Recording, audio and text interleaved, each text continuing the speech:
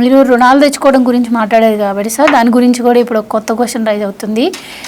ఇప్పటికే అమరావతి కోసం చాలా రుణాలు తీసుకొచ్చారు. ఇప్పుడు మళ్ళీ రెండోసారి భూ సమీకరణ అంటున్నారు. మొదటిసారి రైతులకే న్యాయం జరగలేదు. ఇప్పుడు భూములు తీసుకునే వాళ్ళకు కూడా పాత రాయితీలు అంటున్నారు. కౌలు కూడా పాతలాగానే ఇస్తాం, ఇప్పుడు పెంచివ్వము అంటున్నారు. ఈ రకంగా వాళ్ళకి అన్యాయం జరుగుతుంది. మరోపక్క అమరావతి సెల్ఫ్ సస్టైనబుల్ ప్రాజెక్ట్ అని చెప్పారు కదా, మరి బడ్జెట్ నుంచి ఎందుకు నిధులు కేటాయిస్తున్నారు? హడ్కో నుంచి ఎందుకు రుణాలు తీసుకొచ్చారు? ప్రపంచ బ్యాంక్ నుంచి ఎందుకు రుణాలు తీసుకొచ్చారు? మళ్ళీ మంగళవారం వస్తుంది, మళ్ళీ 7,500 కేవలం అమరావతి కోసం అప్పు చేయబోతుంది అని చెప్పి అన్నారు. మీరు ఇప్పుడు వేసిన ప్రశ్న చాలా పాతది. సాక్షిలో ప్రతిరోజు అదే రాస్తూ ఉంటారు.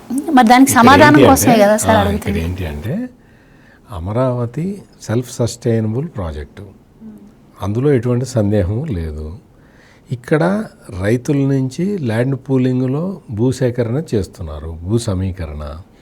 భూ సమీకరణ చేసిన తర్వాత వాళ్ళకి సంబంధించిన రిటర్నబుల్ ఫ్లాట్స్ ఇవ్వటంలో జగన్మోహన్ రెడ్డి పెట్టిన కిరికిరీలతోటి న్యాయపరమైన అంశాలను కూడా కిలికి వదిలిపెట్టడంతో వాటిని పరిష్కరించుకోవడంలో కొంచెం జాప్యం జరిగింది. ఇప్పుడు అవన్నీ సెటిల్ అయిపోయినాయి. 3 మెంబర్ కమిటీ తోటి మొత్తం సెటిల్ చేయించారు. రైతు సమస్యలన్నీ తీర్చారు. ఇంకా కొన్ని చట్టబద్ధంగా లీగల్గా ఉన్న కొన్ని హర్డిల్స్ని తొలగించాలి, ఆ పనిలో ఉన్నారు. ఈ 3 మెంబర్డ్ కమిటీ రాత్రింబగళ్ళు నిద్ర కూడా పోకుండా పనిచేస్తున్నారు. రిజల్ట్ కనపడుతున్నది. ఈ రోజున అంటే మొన్న చంద్రబాబు నాయుడు రైతుల దగ్గరికి వెళ్ళి, అయ్యా ఇదిగో మీ సమస్యలు తీర్చడానికి 3 మెన్ కమిటీ వేశాను. ఎవరు? కేంద్ర మంత్రి పెమ్మసాని చంద్రశేఖరు, రాష్ట్ర మున్సిపల్ వ్యవహారాల శాఖ మంత్రి నారాయణ, స్థానిక శాసనసభ్యుడు శ్రావణ్ కుమార్, వీళ్ళతోటి కమిటీ వేశాను. ఈ కమిటీ ఇప్పటికే మీ సమస్యలన్నీ పరిష్కరించింది. ఇప్పుడు మీరు 2వ విడత ల్యాండ్ పూలింగ్కి మీరు వెళ్ళమంటారా వద్దంటారా మీరు చెప్పండి అని అడిగాడు చంద్రబాబు నాయుడు. ఏ ముఖ్యమంత్రి అయినా అడుగుతాడా? రైతుల పర్మిషన్ తీసుకుంటే రైతులందరూ మీరు వెళ్ళండి సార్, 2వ విడత ల్యాండ్ పూలింగ్కి వెళ్ళండి అని చెబితే అదే రోజు సాయంత్రం కేబినెట్ మీటింగ్ పెట్టి కేబినెట్ మీటింగ్లో ఇట్లా రైతులు యాక్సెప్ట్ చేశారు అని చెబితే కేబినెట్ ఆమోదించింది. ఇంత అంటే ప్రజాస్వామ్యయుతంగా పనిచేస్తున్నారు అక్కడ. అందుకని మీరు అడిగిన క్వశ్చన్లో ఉన్న అంశాలన్నీ పాతవి, ఎప్పుడో జగన్మోహన్ రెడ్డి ఉన్న టైంవి. ఇప్పుడు అన్నీ సర్దుకుంటున్నాయి అన్ని విషయాలు మొత్తం. ఇంకొకటి ఏంటి అంటే అమరావతిలో ఇంతకు ముందర రాజధాని నిర్మాణానికి ల్యాండ్ పూలింగ్ చేశారు. ఇప్పుడు ఏం చేస్తున్నారంటే ప్రాజెక్ట్ వైజ్గా ల్యాండ్ పూలింగ్ చేస్తున్నారు. దానివల్ల ఏమవుతుంది అంటే చిన్న ప్యాకెటే ఉంటుంది కాబట్టి ఆ రైతుల సమస్యల్ని పరిష్కరించడానికి మరింత సులభం అవుతుంది. అందుకని చెప్పి ముందు ఒకటే ప్రాజెక్టు, రాజధాని నిర్మాణం అనేది ఒకటే ప్రాజెక్టు. ఇప్పుడు వేరే ప్రాజెక్టులు, ఆ వేరే ప్రాజెక్టుల ద్వారా ల్యాండ్ పూలింగ్ చేస్తున్నారు కాబట్టి అన్నిటికీ ఒకటే నామ్స్ ఉంటాయి.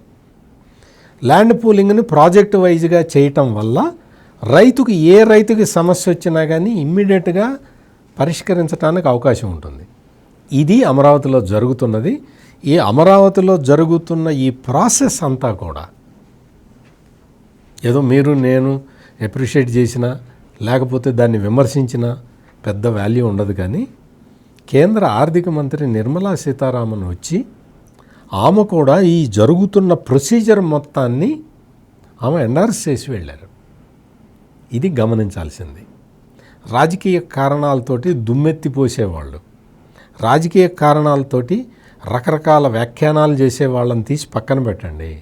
అక్కడ జరుగుతున్న ఆర్థికాభివృద్ధి, మీరు బడ్జెట్ నిధులు ఎందుకు కేటాయించారు? బడ్జెట్ నిధులు కేటాయించేది, మీ ఇల్లు కట్టుకోవాలంటే మీరే డబ్బులు ఖర్చు పెట్టాలి. మీ దగ్గర డబ్బులు లేకపోతే మీరు బ్యాంకుకి వెళ్ళి లోన్ తెచ్చుకోవాలి. మీరు బ్యాంకు లోన్ తెచ్చుకున్నా కానీ 80% 90% ఇస్తారు. ఒక 10% 20% మీరే పెట్టుకోవాలి. సింపుల్. రాజధాని కట్టుకోవడానికి, రాజధానిలో ప్రభుత్వ భవనాలు కట్టడానికి వేరే వాళ్ళు వచ్చి కట్టరు కదా, ప్రభుత్వమే కట్టుకోవాలి. అది జరుగుతుంది. ఇక్కడ ఏంటంటే అమరావతిలో మౌలిక సదుపాయాలు కల్పించాలి కాబట్టి కేంద్రం గ్రాంట్ ఇస్తున్నది. కేంద్రం ఎక్స్టర్నల్ ఈ ఫైనాన్షియల్ ఇన్స్టిట్యూషన్స్ నుంచి తీసుకొచ్చుకొని వాళ్ళు అప్పు తెచ్చుకొని దాన్ని ఆంధ్రప్రదేశ్కి గ్రాంట్ రూపంలో ఇస్తున్నారు. అది లోను కాదు. ఇప్పటికే నిర్మలా సీతారామన్ ఒక 2-3 సందర్భాల్లో అందరికీ అర్థమయ్యేలాగా తెలుగు భాషలో చెప్పారు. అయినా అర్థం కానట్టు నటించేవాడికి తెలుగు భాష రాకుండా అన్నా ఉండాలి, వాడి బుర్ర చెదలన్నా పట్టి ఉండాలి. ఇస్తున్నది కేంద్రం, ఇస్తున్నది గ్రాంటు రూపంలో ఇస్తున్నది రాష్ట్రానికి. వాళ్ళు లోన్ తెచ్చుకుంటున్నారు. వాళ్ళు ఎక్కడి నుంచి తెచ్చుకుంటే నీకెందుకు? అందుకని అమరావతిలో వేల కోట్లు, లక్షల కోట్లు ఖర్చు పెడుతున్నారనే అది కూడా వాస్తవం కాదు. ఈరోజు జరుగుతున్న వర్క్స్ అన్నీ కూడా మొత్తం టోటల్ కాస్ట్ ఎంత అంటే 56,000 కోట్ల రూపాయలు. ఈ 56,000 కోట్ల రూపాయలు ఏంటి? అన్నీ కూడా ఇన్ఫ్రాస్ట్రక్చరే, మౌలిక సదుపాయాల మీదే ఖర్చు పెడుతున్నారు. రాజధానిలో మౌలిక సదుపాయాల కోసం ప్రభుత్వం కాకపోతే నువ్వు నేను ఖర్చు పెడతామా? ఇది ఆలోచించాలి కదా. ఈ మౌలిక సదుపాయాలకి నిధులు ఇస్తే జగన్మోహన్ రెడ్డి టైంలో వాటిని శుభ్రంగా అన్నీ ముందర పెట్టుకొని భోంచేశారు.